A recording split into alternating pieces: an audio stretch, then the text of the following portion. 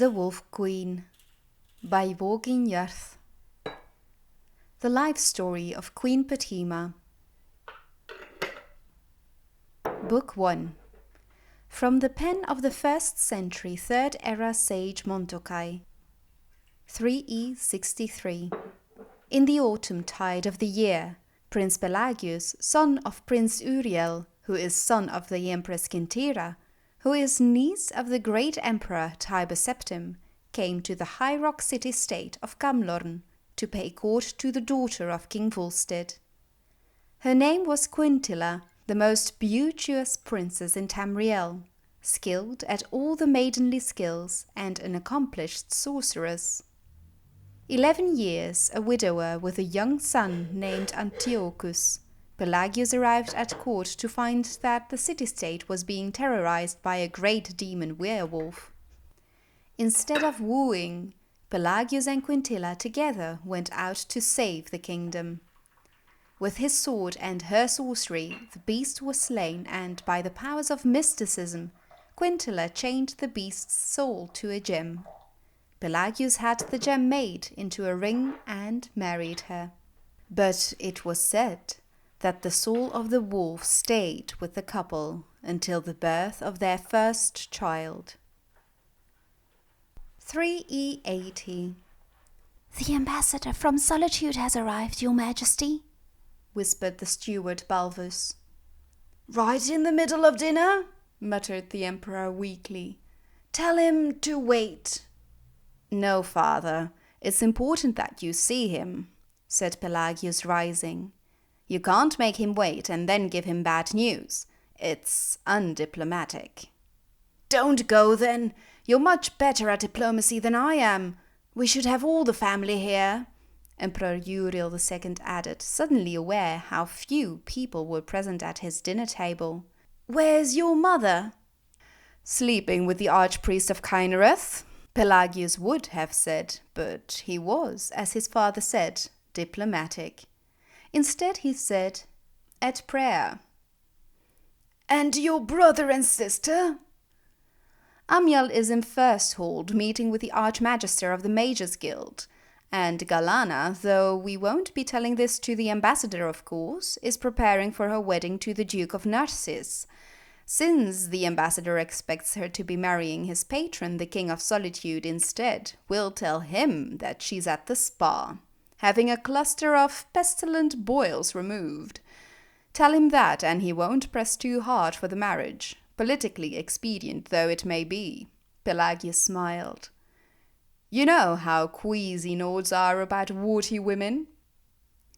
"But dash it, I feel like I should have some family around, so I don't look like some old fool despised by his nearest and dearest," growled the emperor, correctly suspecting this to be the case. "What about your wife? Where's she and the grandchildren?" "Quintilla's in the nursery with Sepphoris and Magnus. Antiochus is probably whoring around the city. I don't know where Potema is, probably at her studies. I thought you didn't like children around." "I do, during meetings with ambassadors in damp staterooms," sighed the emperor. "They lend an air of, I don't know, innocence and civility. Ah, show the blasted ambassador in," he said to Balvus. Potema was bored. It was the rainy season in the imperial province, wintertide, and the streets and the gardens of the city were all flooded. She could not remember a time where it was not raining. Had it been only days, or had it been weeks or months since the sun shone? There was no judging of time any more in the constant flickering torchlight of the palace, and as Potema walked through marble and stone hallways, listening to the pelting of the rain, she could think nothing but that she was bored. Asthefe, her tutor, would be looking for her now. Ordinarily, she did not mind studying. Rote memorization came easily to her. She quizzed herself as she walked down through the empty ballroom. When did Orsinium fall? 1E980. Who wrote Tamrielian tractates? Cosi. When was Tiber Septim born? to E288. Who is the current king of Daggerfall? Mortin, son of Gothlir. Who is the current Sylvanar? Varmbarens, son of Varmaril. Who is the warlord of Limloth? Trick question. It's a lady, Ioa. What will I get if I'm a good girl and don't get into any trouble, and my tutor says I'm an excellent student? Mother and father will renege on their promise to buy me a Daedric katana of my own, saying they never remembered that promise, and it's far too expensive and dangerous for a girl my age. There were voices coming from the Emperor's stateroom. Her father, her grandfather, and a man with a strange accent, a Nord. Potema moved a stone she had loosened behind a tapestry and listened in. "Let us be frank, your Imperial Majesty," came the Nord's voice. "My sire, the King of Solitude, doesn't care if Princess Galana looked like an orc. He wants an alliance with the Imperial family. And you agreed to give him Galana or give back the millions of gold he gave to you to quell the Khajiit rebellion in Torval. This was the agreement you swore to honor." "I remember no such agreement," came her father's voice. "Can you, my liege?" There was a mumbling noise that Potema took to be her grandfather, the ancient emperor. "Perhaps we should take a walk to the Hall of Records. My mind may be going." The Nord's voice sounded sarcastic. "I distinctly remember your seal being placed on the agreement before it was locked away. Of course, it may verily be mistaken." "We will send a page to the hall to get the document you refer to," replied her father's voice with the cruel, soothing quality he used whenever he was about to break a promise. Potema knew it well. She replaced the loose stone and hurried out of the ballroom. She knew well how slowly the pages walked, used to running errands for a doddering emperor. She could make it to the Hall of Records in no time at all. The massive ebony door was locked, of course, but she knew what to do. A year ago, she caught her mother's Bosmer maid pilfering some jewelry, and in exchange for her silence, forced the young woman to teach her how to pick locks. Potema pulled 2 pins of her red diamond brooch and slid the first into the first lock, holding her hand steady, and memorizing the pattern of tumblers and grooves within the mechanism. Each lock had a geography of its own. The lock to the kitchen larder, 6 free tumblers, a frozen 7th, and a counterbolt. She had broken into that just for fun, but if she had been a poisoner, the whole imperial household would be dead by now, she thought, smiling.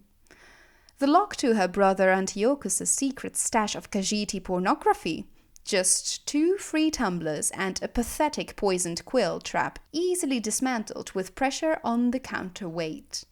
That had been a profitable score. It was strange that Antiochus, who seemed to have no shame, proved so easy to blackmail. She was, after all, only 12, and the differences between the perversion of the cat people and the perversions of the Cyrodiils seemed pretty academic. Still, Antiochus had to give her the diamond brooch, which she treasured. She had never been caught, not when she broke into the Archmage's study and stole his oldest spellbook, not when she broke into the guest room of the King of Gilane and stole his crown the morning before Magnus's official welcoming ceremony. It had become too easy to torment her family with these little crimes. But here was a document the Emperor wanted for a very important meeting. She would get it first. But this was the hardest lock she ever opened. Over and over she massaged the tumblers, gently pushing aside the forked clamp that snatched at her pins, drumming the counterweights. It nearly took her half a minute to break through the door to the Hall of Records, where the Elder Scrolls were housed.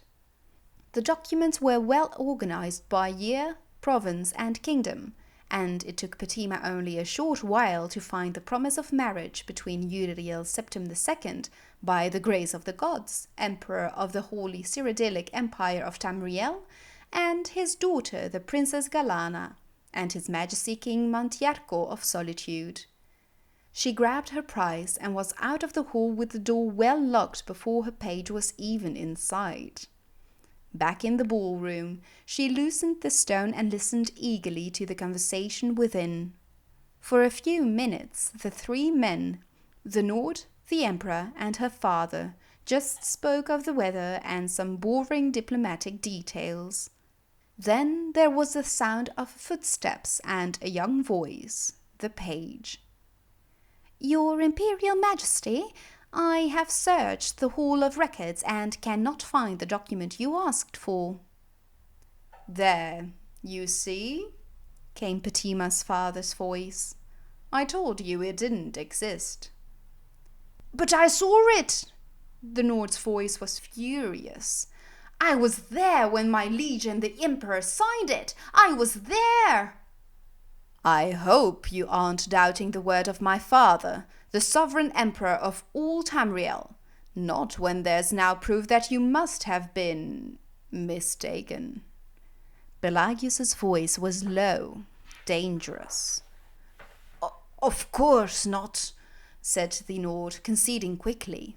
But what will I tell my king? He is to have no connection with the imperial family and no gold returned to him, as the agreement, as he and I believed the agreement to be.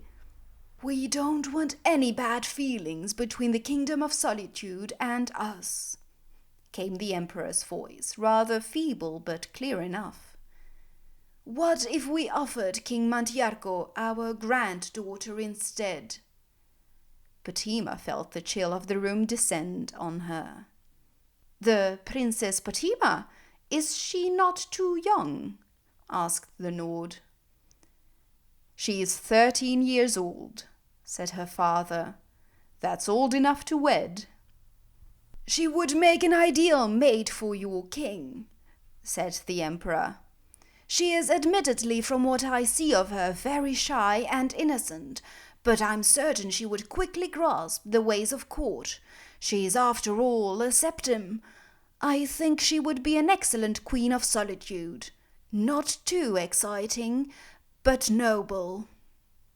The granddaughter of the Emperor is not as close as his daughter, said the Nord, rather miserably. But I don't see how we can refuse the offer. I will send word to my king. You have our leave, said the Emperor, and Potema heard the sound of the Nord leaving the stateroom. Tears streamed down Potema's eyes. She knew who the King of Solitude was from her studies. Mantiarco, 62 years old and quite fat, and she knew how far Solitude was, and how cold in the northernmost clime. Her father and grandfather were abandoning her to the barbaric Nords. The voices in the room continued talking. Well acted, my boy.